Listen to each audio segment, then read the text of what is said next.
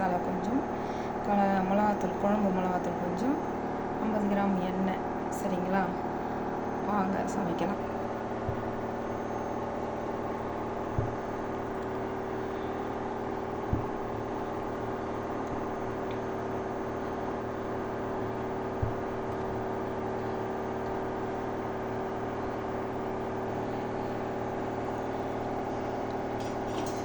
சட்டி காஞ்சிருச்சு, எண்ணெய் ஊற்றிக்கலாம். 50 கிராம் எண்ணெய் இருந்தால் போதும்.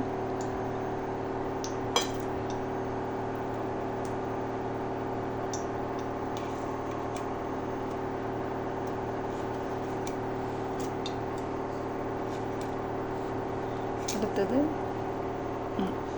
வெங்காயம், பச்சை மிளகாய், கருவேப்பிலை மூணும் போட்டுக்கலாம்.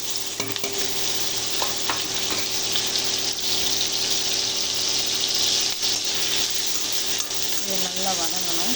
இது கூட கொஞ்சம் மஞ்சள்தூள் கொஞ்சம் போட்டுக்கணும். சரிங்களா? நல்லா இருக்கும், செம்ம சூப்பராக இருக்கும். குடமிளகா பொடி இந்த மாதிரி செஞ்சு பாருங்கள், ரொம்ப டேஸ்ட்டாகவும் இருக்கும், நல்லா சாப்பிடுவாங்க. இப்போ இதில் கொஞ்சம் மஞ்சள்தூள் போட்டுக்கலாம். மஞ்சள்தூள், கொஞ்சம் உப்பு, ஒரு கொஞ்சமாக உப்பு போட்டுங்க. சரிங்களா? நல்லா வதக்கிடுங்க. நல்லா ஒரு சவுண்ட் வர அளவுக்கு வதக்கிடுங்க. சரிங்களா?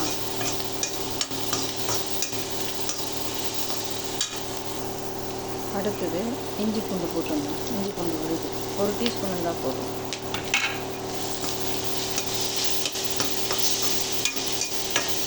நல்லா இஞ்சி பூண்டு வாசனை போகிற அளவுக்கு நல்லா வதக்கணும்.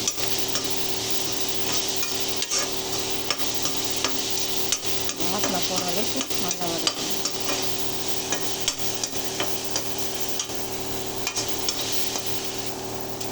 இப்போது தக்காளி போட்டுங்க. தக்காளி நல்லா இதுவாக இருக்கும். நல்லா அந்த இதெல்லாம் நல்லா போகும், பச்சை வாசனைலாம் நல்லா பச்சை வாசனைலாம் போன பார்த்து அதுக்கப்புறம் குடமிளகா போட்டுருங்க. குடமிளகான்றாங்க, மிளகாத்தூள் போட்டுருங்க. லைட்டாக தண்ணி தெளிச்சிங்க. ஏன்னா அந்த இஞ்சி பூண்டு விழுது இருக்கு இல்லையா, அதெல்லாம் கொஞ்சம் பிடிச்சிருக்கும். அதனால் லைட்டாக தண்ணி தெளிச்சிட்டு நல்லா அந்த தண்ணி பூண்டு அளவுக்கு நல்லா இது பண்ணிக்கோங்க. இஞ்சி பூண்டெல்லாம் கட்டியோட பிடிச்சிருக்கும். அதனால் அந்த தண்ணி பூண்டு அளவுக்கு நல்லா இது பண்ணுங்க. சரிங்களா? அடுத்தது குழம்பு மிளகாத்தூள், இது பிரியாணி மசாலா கொண்டு வச்சுருக்கேன், அதை போட்டுருங்க. நல்லா வதக்குங்க. ரொம்ப டேஸ்ட்டாக இருக்கும். பாருங்கள், டேஸ்ட் பண்ணி பார்த்துட்டு சொல்லுங்கள் எப்படி இருக்குன்னு கமெண்டில் சொல்லுங்கள். அடுத்தது குடமிளகா போட்டுக்கலாம். நல்லா இஞ்சி பூண்டு எல்லாம் வதங்கிடுச்சு, தக்காளி எல்லாம் வதங்கி போச்சு.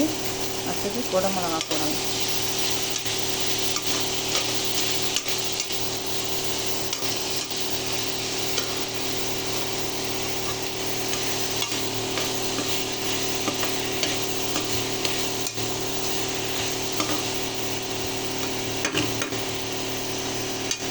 குடமிளகா போட்டுட்டு கொஞ்சோண்டு லைட்டாக கொஞ்சம் தண்ணி ஊற்றணும். சரிங்களா? லைட்டாக அந்த தண்ணி போகிற அளவுக்கு வெந்துடும். அதுக்குள்ளேயும் கொஞ்சம் சிம்மில் வச்சுட்டு கொஞ்சம் மூடி போட்டுடலாம். சரிங்களா?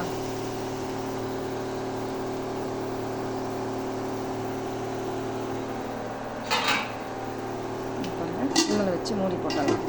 அது கொஞ்சம் அந்த தண்ணியெல்லாம் சுண்டனா பார்த்தா அதுக்கப்புறம் முட்டை போட்டுக்கலாம் நம்ம. அடுத்தது சோறு வெந்துக்கிட்டு இருக்குது. சோறு வெந்துருச்சான்னு பார்க்கலாம். இன்னும் வேகலை. அடுத்தது பாருங்கள், தூதுவளை ரசம் வைக்கலான்னுட்டு தூதுவளை நல்லா பொடிசாக கட் பண்ணி வச்சுருக்கேன். முள் குத்தும் பார்த்து கட் பண்ணிக்கோங்க. தூதுவளை. அடுத்தது ரசத்துக்கு தாங்கிறது கொஞ்சம் மிளகுத்தூள், கொஞ்சம் சீரகத்தூள், கொஞ்சம் பூண்டு நல்லா தட்டி வச்சுருக்கேன். கருவேப்பிலை, 4 காஞ்ச மிளகாய். அடுத்தது தக்காளி நல்லா பொடிசாக நறுக்கி வச்சுருக்கேன். அதில் உப்பு கொஞ்சம் போட்டு, மஞ்சள்தூள் கொஞ்சம் போட்டு வச்சுருக்கேன். சரிங்களா? 1 டீஸ்பூன் ரசப்பொடி, 1 டீஸ்பூன் ரசப்பொடி, ஒரு சின்ன நெல்லிக்காய் சைஸில் ஒரு புளி கரைச்சி வச்சுருக்கேன். சரிங்களா? அடுத்தது கடுகு, இதெல்லாம் போட்டு தூதுவளை ரசம் எப்படி வைக்கிறதுன்னு சொல்கிறேன். அதேமாதிரி செய்யுங்க. இப்போ வாங்க பார்க்கலாம் அந்த குடமிளகா எப்படி இருக்குன்னு பார்க்கலாம். இப்போ கொஞ்சம் தீயை ஏற்றி விட்டுக்குங்க. தீ பாருங்கள் கொஞ்சம் ஏற்றிருக்கு நான். அடுத்தது இங்கே பாருங்கள் நல்லா தண்ணியெல்லாம் வற்றிருச்சா. இப்போ நல்லா தண்ணி வற்றிருக்கு. சரிங்களா? இந்த தண்ணி சுத்தமாக வற்றின பார்த்தா அதுக்கப்புறம் முட்டை போடலாம். நம்ம நல்லா டேஸ்ட்டாக இருக்கும். பாருங்கள்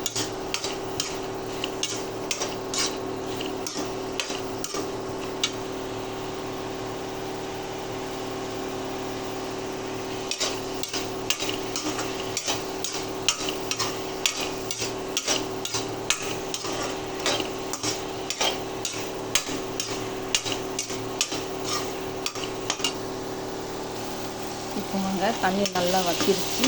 நீங்கள் பாருங்கள் சுத்தமாக தண்ணி இல்லை, தண்ணி நல்லா வற்றிருச்சு. இதில் 3 முட்டை உடச்சி வச்சுருக்கேன் நான். இந்த முட்டையை ஊற்றிக்கலாம். சரிங்களா? நல்லா அந்த முட்டை சுருள்ற அளவுக்கு கிண்டணும். சரிங்களா?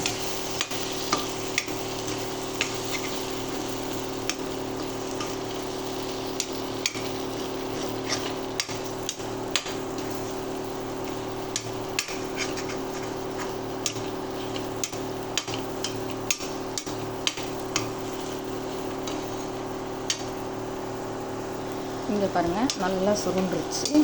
இங்கே பாருங்கள் தண்ணி இல்லாமல் நல்லா பளபளன்னு ஆயிடுச்சா.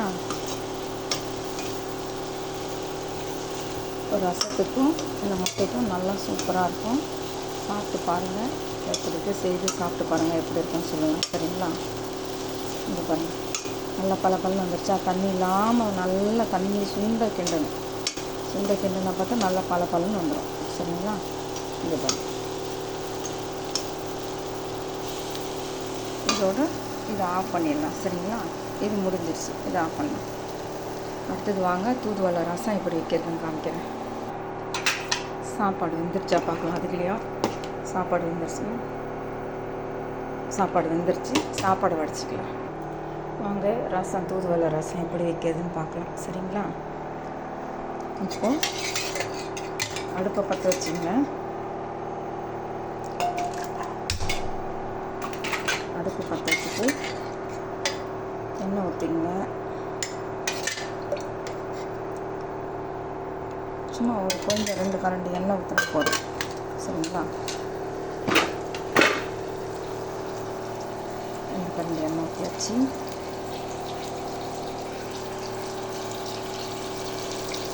நல்லா எண்ணெய் காஞ்ச பிறகு எண்ணெய் நல்லா காஞ்சிருச்சு. கடுகு போட்டுங்க. சரிங்களா?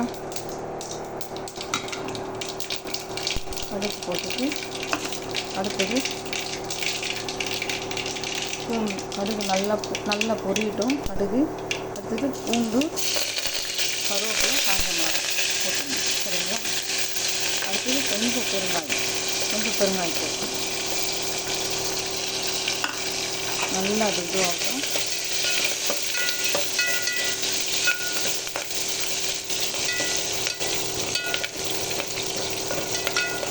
நல்லா சிம்மில் வச்சுங்க. கறியில போட்டு சிம்மில் வச்சுங்க.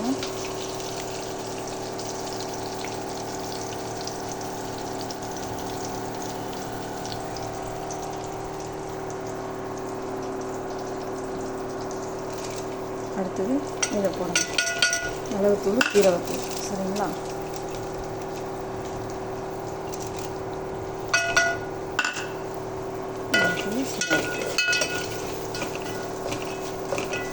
சிம்மிலே வச்சுங்க அடுப்பை.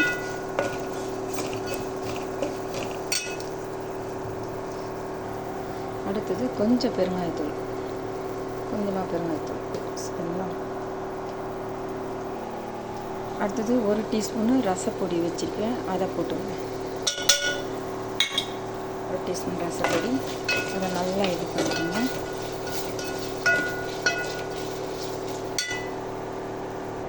அடுத்தது தக்காளி போட்டுங்க. தக்காளி, உப்பு, மஞ்சத்தூள் போட்டு வச்சுருக்கேன். சரிங்களா? இதை நல்லா இது பண்ணும், நல்லா வதங்கி வரட்டும். தக்காளி நல்லா வதங்கி வரும். சரிங்களா? இது பாருங்கள், தக்காளி நல்லா வதங்கிடுச்சு. நல்லா வதங்கும்போது இந்த தூதுவளையை போடும். இந்த தூதுவளையை போட்டு நல்லா வதக்கணும். சரிங்களா? அதை நல்லா வதங்கணும். தூதுவளை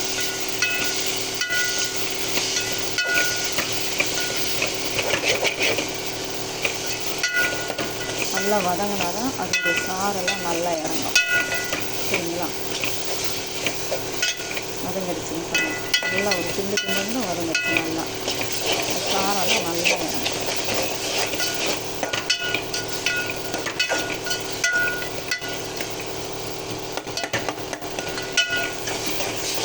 என்கிட்ட கொத்தமல்லி இல்லை, நீங்கள் அப்புறமேட்டு ரசம் நல்லா இது பண்ணப்பட்ட கொத்தமல்லி மேலே தூவி நல்லா ரசம் கொதிக்கக்கூடாது. சரிங்களா? கொதிக்கக்கூடாது. நல்லா வதங்கிடுச்சு. அடுத்தது புளி கரைச்சி ஊற்றிருந்தாங்க. சரிங்களா? நமக்கு தண்ணி எவ்வளோ தேவையோ அவ்வளோ வச்சுக்கிட்டா சரி. நமக்கு தண்ணி எவ்வளோ தேவையோ அவ்வளோ வச்சுக்கணும். சரிங்களா? எங்களுக்கு 3 பேர் தான், அதனால் கொஞ்சம் தண்ணியாக வச்சுக்கிறேன், கொஞ்சம் மாட்டோம். சரிங்களா? திட்டமாக வச்சுக்கிறேன். இப்போ ரசம் இது பண்ணும்போது இந்த டயத்தில் கொத்தமல்லி என்கிட்ட கொத்தமல்லி இல்லை, உங்கள்கிட்ட கொத்தமல்லி இருந்தால் கொத்தமல்லி போட்டுங்க. சரிங்களா? நல்லா டேஸ்ட்டாகும் ரசம். சளிக்கு எல்லாத்துக்கும் கேட்கும். அந்த தூதுவளை ரசம் சளிக்கு மெயினானது. நல்ல சளி இருக்கிறவங்க இந்த மாதிரி தூதுவளை ரசம் வச்சு குடிச்சிங்கன்னா நல்லா சளியெல்லாம் போயிடும். உடனே நல்லா இதுவாக இருக்கும். சரிங்களா? பாருங்கள், கொதிக்க விடக்கூடாது. கொஞ்சம் நுர கட்டி வரும்போது இறக்குறேன். நான் காமிக்கிறேன் பாருங்கள். அடுத்தது வாங்க பார்க்கலாம் ரசம் எப்படி இருக்குன்னுட்டு. இங்கே பாருங்கள், ரசம் பாருங்கள், நல்லா இந்த மாதிரி நுர கட்டி வரும்போது லைட்டாக கொதிக்கிற மாதிரி தெரிஞ்சு பாருங்கள். இந்த மாதிரி இருக்கும்போது ஸ்டவ் ஆஃப் பண்ணிடுங்க. சரிங்களா? ரசம் சரியாயிடுச்சு. ஓகேவா? அவ்வளோதான், தூதுவளை ரசம் ரெடி. சரிங்களா? பாருங்கள், எல்லாம் ரெடி ஆகிடுச்சி. தூதுவளை ரசம் ரெடி ஆகிடுச்சி. சாப்பாடு ரெடி ஆகிடுச்சி. அடுத்தது குடமிளகா பொரியல் ரெடி ஆகிடுச்சி. வாங்க சாப்பிடலாம். பிடிச்சிருந்தால் லைக் பண்ணுங்கள், ஷேர் பண்ணுங்கள், கமெண்ட் சொல்லுங்கள். கமெண்ட்டில் என்னன்னு சொல்லுங்கள். ஓகே, பாய்.